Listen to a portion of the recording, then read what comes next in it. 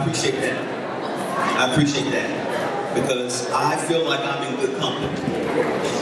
And I feel that you're worthy of respect. And so I do appreciate the fact that you're reciprocating. And listen, I understand you don't have to listen to anybody. And so I appreciate you for giving me your attention for just a few moments. Man, this is a tough time in the semester for everybody, right? Obviously the temptation is to smile and to say everything's great, but I know how tough this is for students. You go home, some of you spend time with family and friends, you kind of decompress emotionally, and to some degree, an extent, you're thinking, man, Christmas break is right around the corner, right? And so you're having to gear back up and focus and concentrate for the next 2-3 weeks. Probably during the most demanding time of the semester. I want to see a show of hands. How many of you, some of your most demanding and rigorous assignments are due this week? Yeah, I mean, right after Thanksgiving break. What's wrong with faculty, right? No.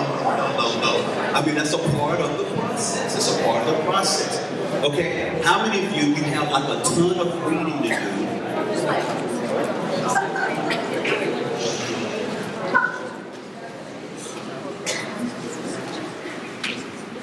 Yeah.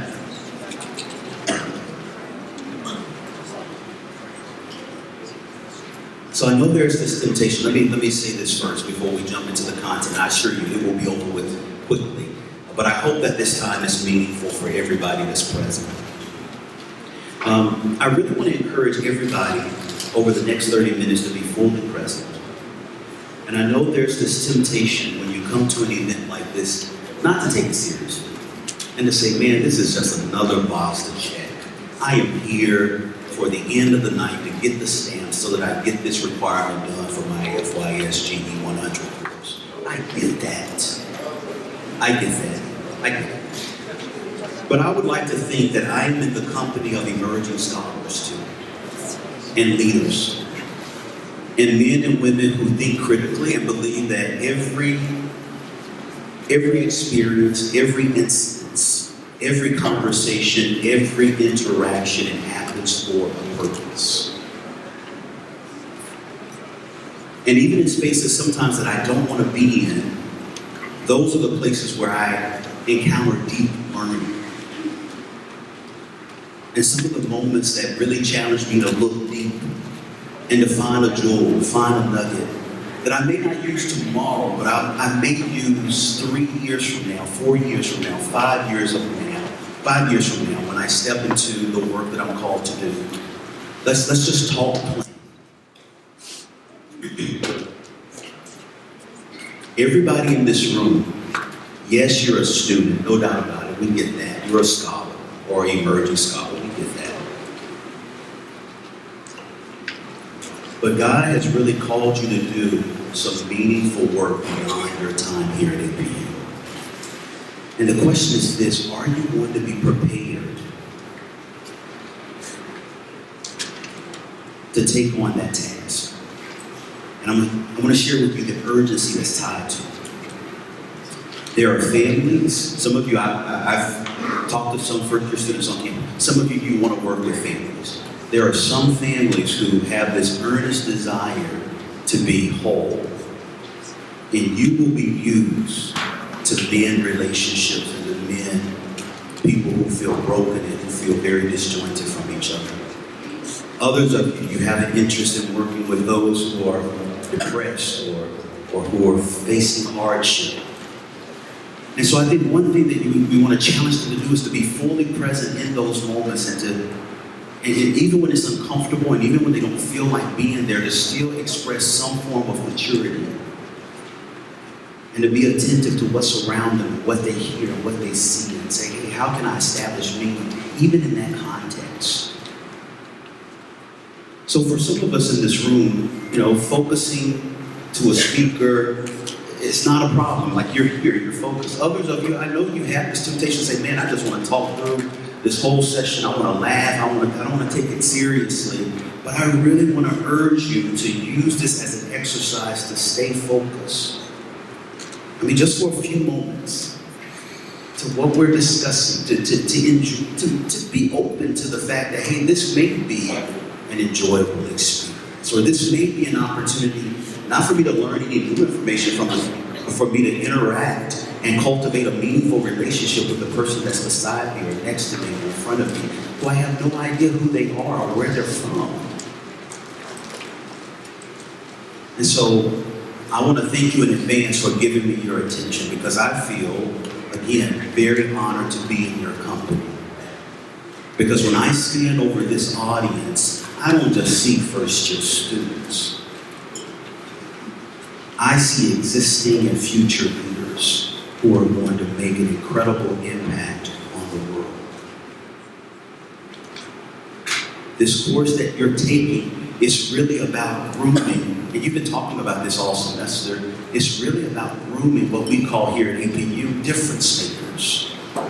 Not people who are comfortable with the status quo. What I love about your generation, millennials, you are not content with the way things are, but you have this compelling desire to change it, to make it better, to be change agents. You really identify with this notion of being a difference maker. That is you. And so the exercise of focusing on poverty, yeah, I know it's an assignment. I know reading the articles, some of the articles are great, some of the articles not so great. But the whole purpose of the course is to challenge you to see this societal issue from different perspectives, through different lenses, to see poverty from an educational lens, or a fiscal lens, or a psychological lens, or a theological lens. You know why? Because difference makers do that. They are critical thinkers. They're not comfortable with one perspective, one orientation, but they love to see things from different perceptions and perspectives. And that's really what tonight is all about. So I have 15 minutes then. Yeah, 15 minutes. All right. So, everybody say with me, say perspective. Come on, say it with some flavor. Say perspective. I like that. I like that. What I really want us to do, just for a brief moment, is to reflect on our perspective. Because one key quality of being a difference maker, and if we bring it closer to home, a huge quality of students who tend to thrive in college, and obviously that translates into their profession, is that they have vision. Everybody shout vision. Vision. Yeah, say vision. Vision. Yeah. Vision. I like that. I like that. What's your name, man? Yes. Where you from? Orlando, California. Everybody say, what's up? What's up? Or you said where? In 1A. Yeah. Good to see you, man. Thank you. Thank you for your attention and your participation. I like it. I like it. Everybody shout again. Say vision. Vision. Yeah. That's what we're talking about tonight. Now listen. I think most of you know this, and I don't share this as a statement of judgment, but I want you to understand,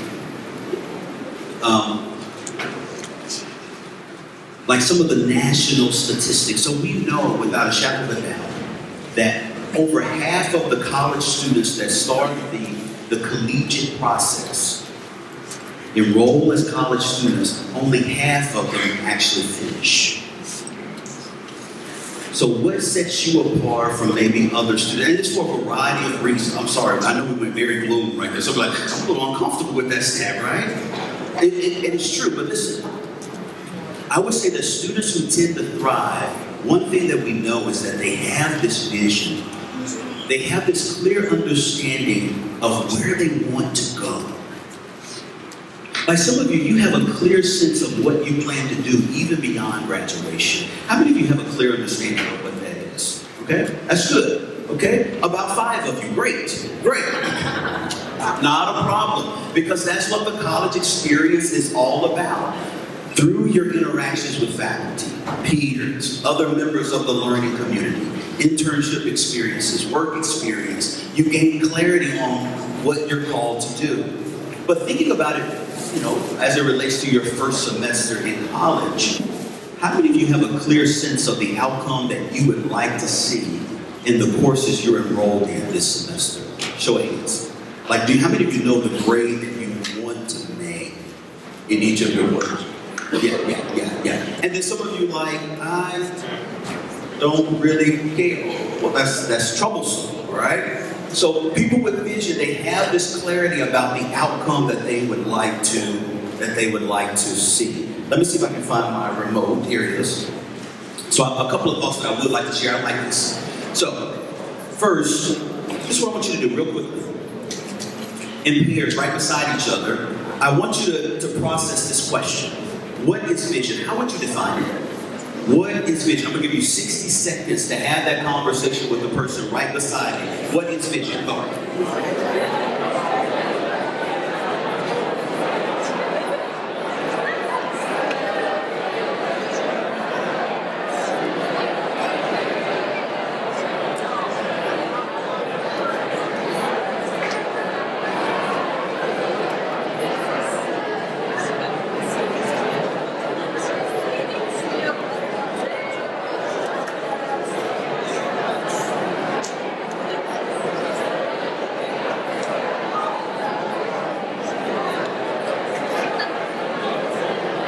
Okay, give me 20 seconds to wrap up. What is vision?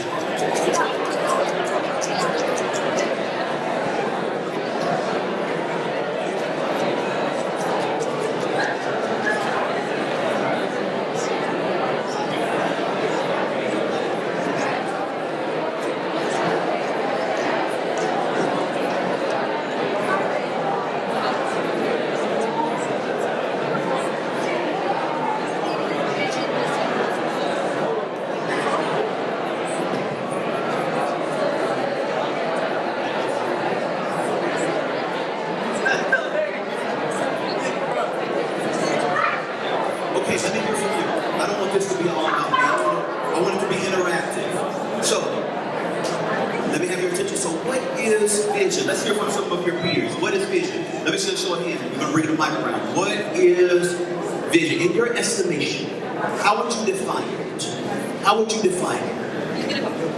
Come on. For 15 minutes, participate with me. What is vision? Somebody.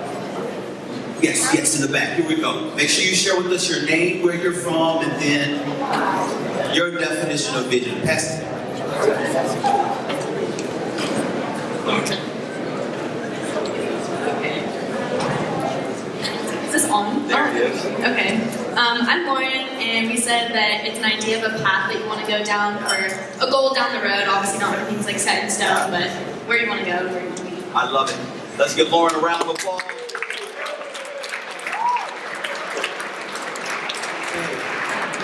Let me hear from someone else. In your words, what is vision?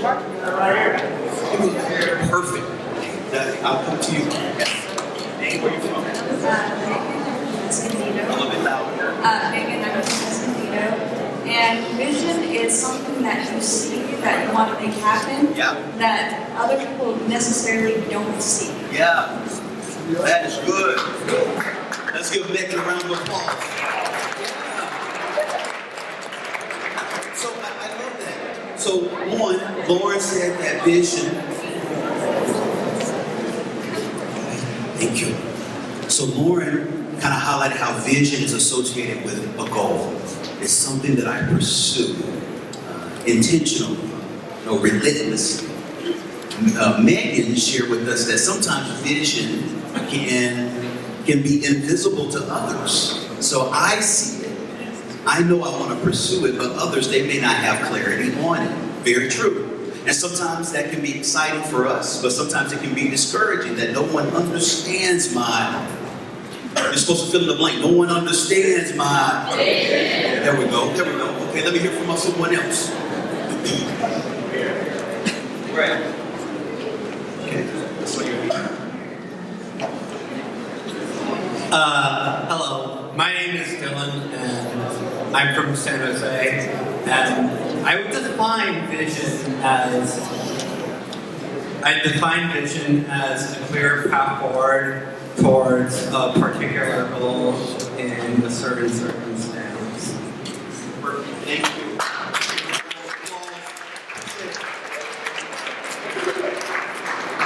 So I remember I had a mentor years ago, and this is the way he defined vision. And I love this definition, and I use it when I chat with students or others. Listen. He defined vision as a freeze frame of the future. It's a freeze frame of the future. So I don't know about any of you. I am an avid movie watcher. Like, I love going to the movies. And so Thanksgiving week, I went and saw actually 2 movies. I saw the Harry Potter movie, Fantastic Beasts, which was a good movie. And then I don't know if any of you have seen the movie Arrival. Have you seen that? Oh, okay. No worries. No worries. You're not missing too much.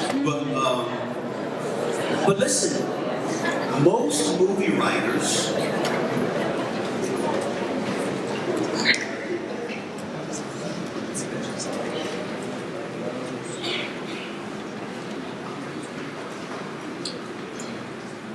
again, I want to make sure that we're in a space where we can show each other respect. I think that's important. More so than anything that I can share or speak, or anything that you can share or speak. It's how we treat each other. I think that has to be modeled. That has to be demonstrated. I think that's so important. Man, in the spirit of civility, I may not agree with everything that you say or what you stand for, but one thing I'm going to do is express respect to you. And I think that's absolutely critical. And I think for most of you, you're doing that. But there's a few people in this space, I think we just need to speak it. You're not demonstrating respect. And so if you don't want to be here, no one's forcing you to be here. No one's forcing you to be here. The doors aren't locked. I would suggest for the next few minutes, just exit and allow the rest of us to enjoy the conversation in each other's company. We want you to be here, but we want you to be here with the right spirit and demonstrating the right attitude. I hope that's okay to say. Is it all right for me to say? I mean, is it all right for me to say that? All right. So, just lost my train of thought. So most movie writers, what's the first scene that they write? It's usually not the first scene, but it is the ending. So George Lucas, when he developed the Star Wars series, he knew exactly what the last scene would look like. Right? Some of you have heard of the book, The 7 Healthy Habits of Highly Effective People. It's written by Stephen Covey. It's a classic book, and it's been read by millions on top of millions of people. One of the premier thoughts that's referenced in the book is this notion: start with the end in mind. Like some of you, before you even received an acceptance letter from APU, you are already thinking about graduation. Some of you are even thinking beyond graduation. Some of you in your courses now, yeah, you're focused on the coursework, but you're thinking, man, how am I going to use this once I transition into my dream profession or the work that I'm called to do? And I love that because it's starting with the end in mind. It's this belief that all my experiences, all my learnings, that they are not just boxes that I'm checking, but there's relevance, that there's meaning. It's tied to it. Vision is the freeze frame of the future. Everybody say this. Start with the end in mind. Say it with me. Start with the end in mind. Come on, say it a little bit louder. Start with the end in mind. One more time. Start with the end in mind. My question to you, though, what is the end? Okay? Obviously, when it comes to your profession, you'll gain clarity on that. But as it relates to your academic journey for this semester, it's coming to an end. What do you want to see the outcome? What do you want the outcome to be? Okay? So what is your vision? What is your vision? A couple of thoughts that come to mind when talking about the term vision. One is one by Helen Keller. I love this. The only thing worse than being blind is having no vision. It's a great thought. Great thought by Helen Keller. Some of you may be familiar with George Washington Carver, and this is actually a spin-off of the proverbial thought. Some of you have heard the thought, where there is no vision, the people perish. You've heard that before. But I love this, where there is no vision, there is no hope. By George Washington Carver, the African-American inventor and botanist. Okay? So, this is what I would love for you to do. I want you to be imaginative. And so as you step into the end of this semester, and finals is right around the corner. Some of you have some pretty significant essays that you're progressively drafting, thinking about drafting. That's right. Some of you are like, I need to be drafting, but I haven't even started. So, what do you envision for yourself over the next 3 weeks? So I want you to have that conversation with someone in your space. Okay, just take maybe 30 to 60 seconds. What grade do you see yourself making on the exams and the final projects, assignments that you have coming up? Go.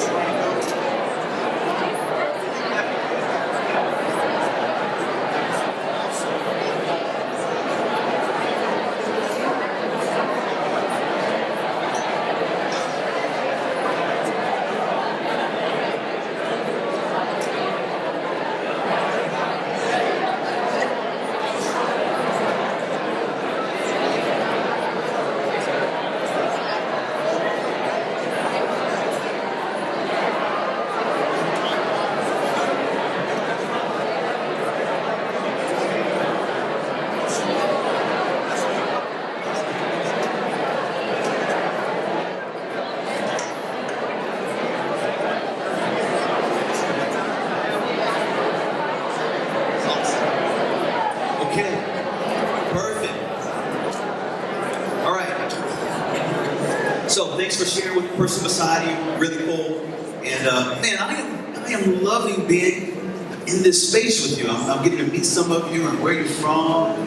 Folks from Seattle and Northern California. And I'm meeting Raider fans. This is great. Yeah.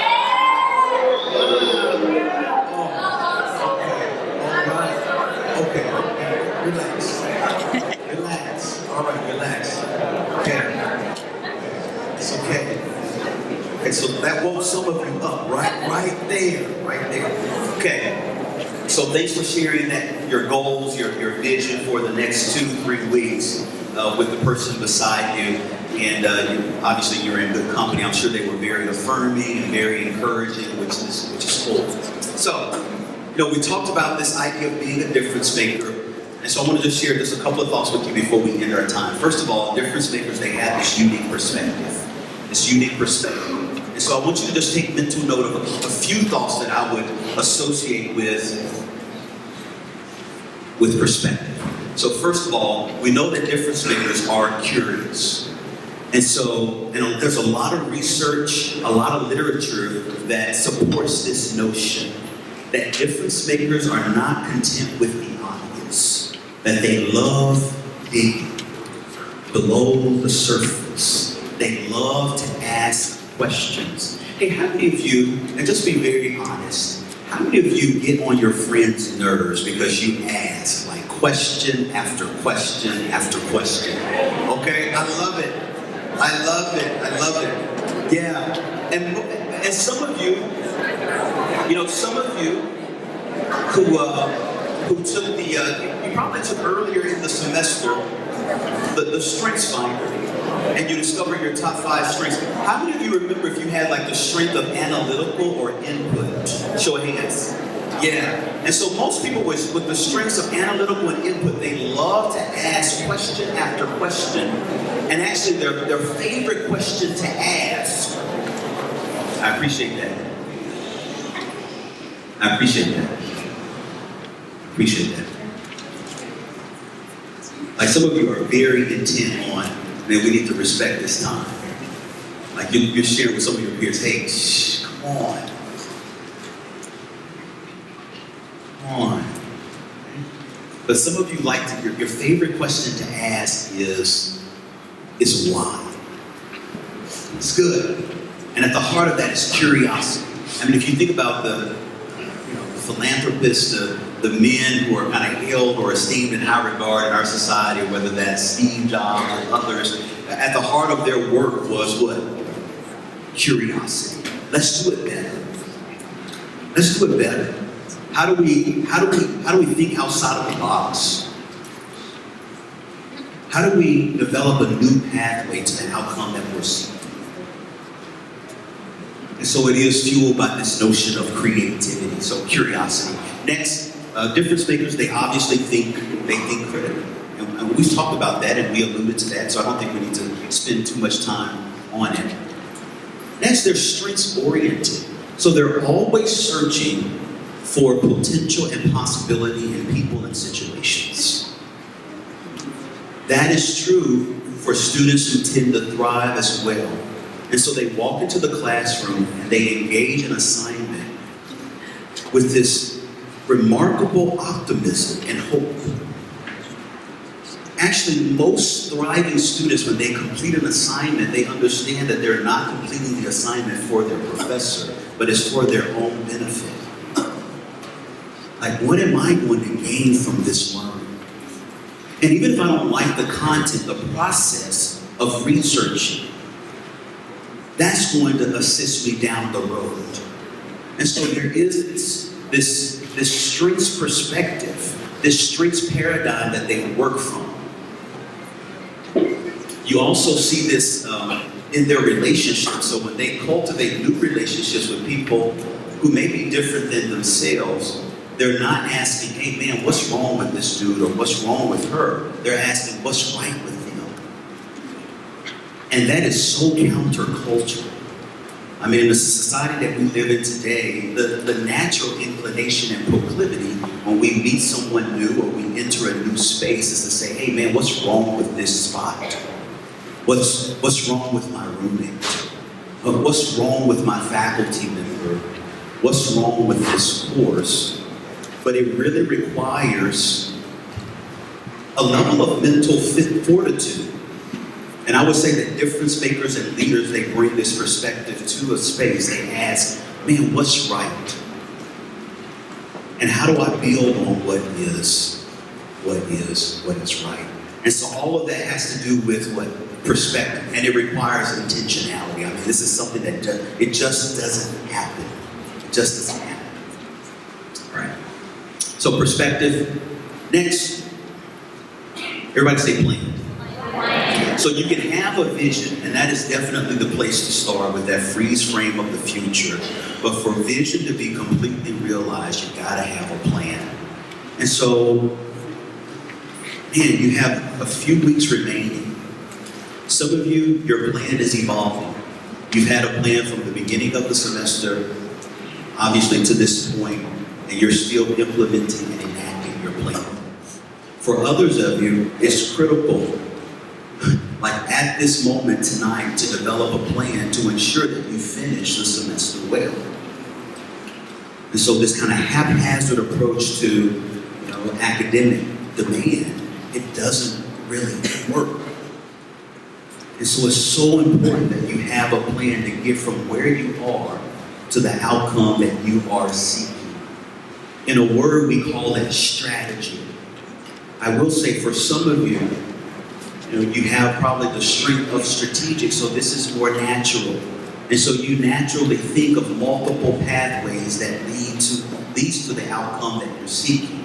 For others of you, you really have to be intentional and put a plan down on paper.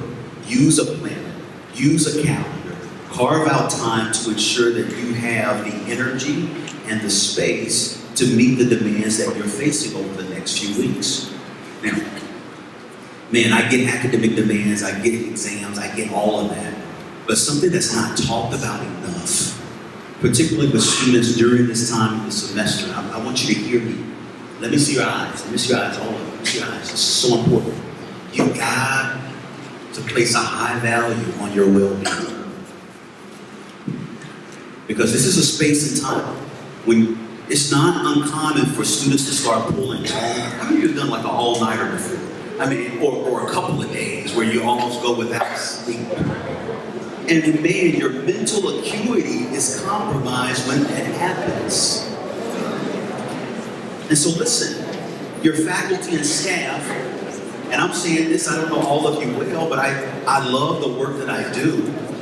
And the students that I interface with, some of you I've met tonight, I like you and we care about you. And so a big part of performing well over the next few weeks is carving out space for you to have balance, to maintain your sanity. So you've talked about some of this stuff like nutrition and exercise and sleep, and man, we know what we're supposed to do, but sometimes actually doing it becomes a challenge when we're faced with all the clutter that's kind of tied to these next few weeks. And it just doesn't happen. Like, you gotta make it happen. So, no sticker candy bars for breakfast, all right? No Doritos for breakfast. No, really being intentional about what you eat, because that's a part of your strategy, that's a part of your plan. And it's hard to produce quality if you're not of quality. That's just the truth of the matter. All right, so let's talk about this real quickly, and then we need to shut it down. So as you think about a strategy, the first one that you see on the screen, adjust and align your effort with the outcome you're seeking. And so I've talked to students before, sometimes students that I've mentored, sometimes just students that we see in our office, and they'll say, hey, I want to make an A in the course. And then we ask them, well, what is your strategy to achieve that outcome? And they're like, I don't have a strategy. Well, how do you plan to make an A in the course if you don't have a plan that reaches that result? And so I really want to encourage all of you to take some time out to, again, develop a strategy that's aligned with the outcome that you're seeking in your course. Secondly, man, I wish I would have learned this when I was an undergraduate student. But this was not my perspective. I'm just being transparent with you. When I was a first-year student, I was taking classes because I wanted to graduate. I was taking a GE course. I really didn't see the meaning tied to it. Just taking it to get to the courses within my major. And I missed out on an opportunity. So something I really want to challenge all of you to really consider is that there is a connection that exists between the coursework that you're engaged in now, the relationships that you're establishing now, and what you're called to do in the future. And not waste this moment. I said, man, this is just another GE course I'm taking just to be taken. Check, it's done, or almost done. But to say, hey, What can I glean from the conversations that I had with my peers or the relationship that I had with my faculty member that's going to benefit me in the future? And for those of you in this space, I mean, I had courses that I took that I didn't like. And if that's you, then to think critically, I think the notion is, well, how do I make the best of the situation when things don't go as I planned? Because that's a sign of maturity, right? How do I still perform well in a space that I don't really want to be in? Or a course that I may be a little disappointed in, or a relationship that's not going as I expected.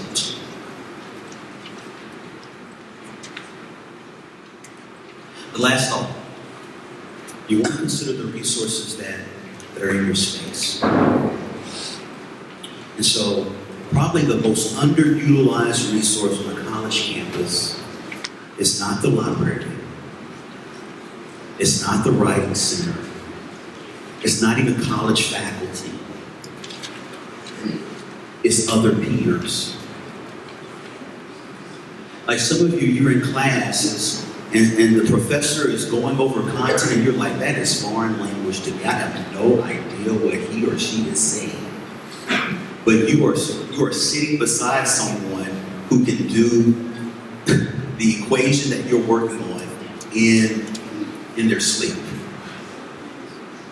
So why don't you connect with that person so that you can understand and glean from their understanding, right? So your peers, they are a resource. For those of you who are relationally oriented, which tends to be true for a lot of students at APU, why not study in study groups? Because that's how you stay energized. That's how you learn. Like some of you, you learn best when you're engaged in discussion. How many of you, that's you? Like if you're dialoguing or if you're debating or engaged in discourse, you can remember every argument that's shared. Yeah. So why not create that for yourself over the next couple of weeks so that you're prepared for what's to come? Okay. For others of you, you like to study in a space by yourself. That's just the way that you're wired. How many of you can be energized just reading a book under the tree somewhere here on campus? And you're like, I am in my element. And so when one of your friends start walking your way, you're like, get away from me. I'm good. Right? I'm enjoying my vanilla latte right here. Leave me alone. Right? So that's beautiful. So something I always encourage students to do as they engage in these last few weeks, be attentive to three things. Everybody say them with me. Say space. Say a little bit louder. Say space. Place. And pace. One is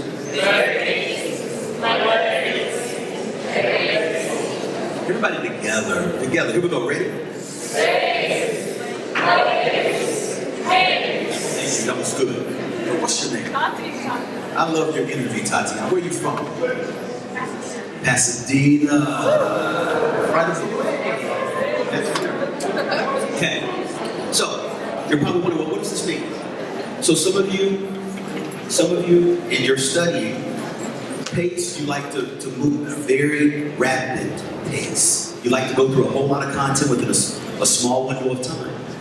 Connect with others who like to study that way. That's going to be energizing for you. Listen, a big part of you doing well during this season, during this part of the semester, is finding ways to stay motivated. That's the biggest part. It's not your capability. All of you have been admitted here at APU. You're very capable of doing well academically. But the challenge is, how do I stay motivated in the process? Yeah. So when you have that assignment, you know you need to do it. You have the resources to do it, but you just don't feel like doing it. And all of us, we've experienced that before. And so a good way to kind of stay energized in the process is paying attention to space, place, and pace. Okay? Listen, our time is up. I wish I could go on and on, but you've been very gracious. Let me share one more thing with you before we take off. Hey, do me a favor. Hey, give yourselves a round of applause for your attention. I really Hey, something I want to share with you before you take off. Can I have your attention just for a moment? You've been gracious.